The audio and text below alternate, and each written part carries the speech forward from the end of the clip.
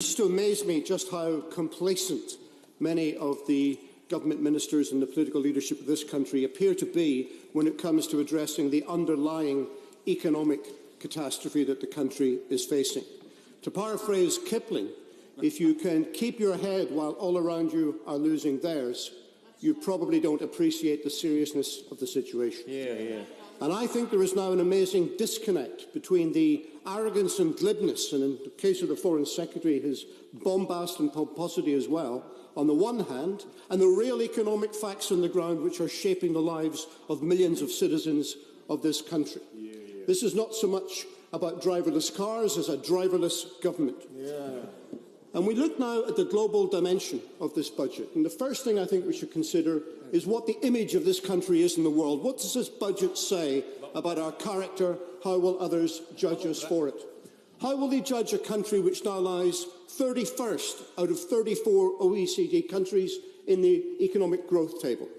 How will they judge a country where, by its own admission, the government says that by 2022, real wages will not be back up to the level they were in 2008.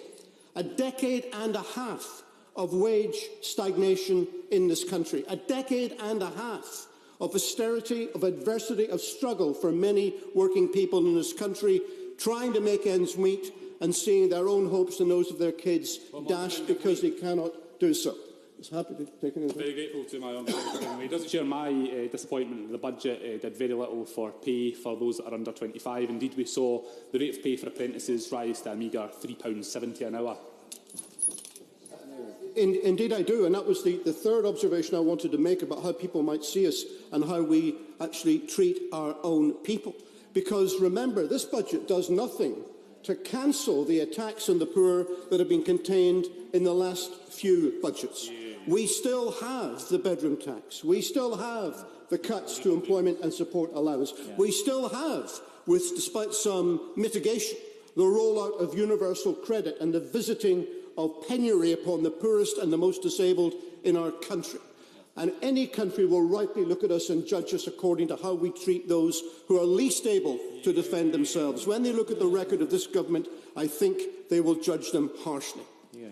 Now, Brexit clearly overshadows this whole debate when we talk about Britain in the global economy. I remind colleagues we have not left the European Union.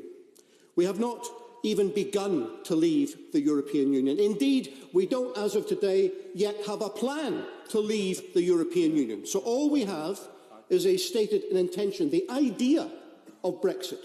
And already the idea of Brexit is having a material effect on the ground.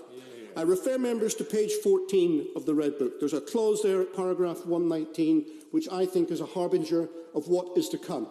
It points out that the drop in the projected growth in GDP is not just because of the per capita drop, but also because there will be fewer people contributing to the economy because of a net drop of 20,000 people, a net drop in migration. This is only the beginning. If you tell young people from Poland and Spain and Greece that they are not welcome to come and live and work here, then not only will our public services be in jeopardy, but you won't be able to collect their taxes as well. And that will have an economic effect in paying for those public services in the first place. But, sorry? And already, of course, we have the European Medicines Agency. We have other institutions leaving just because of the idea of Brexit. And we know, not a mile away across the City of London, many financial organisations are preparing to make an exit and shift their European regional headquarters to another place. The effect on this is going to be dramatic, and it is irresponsible in the extreme for the government of the day to come to this House and present a budget which has got no contingency whatsoever for these possibilities.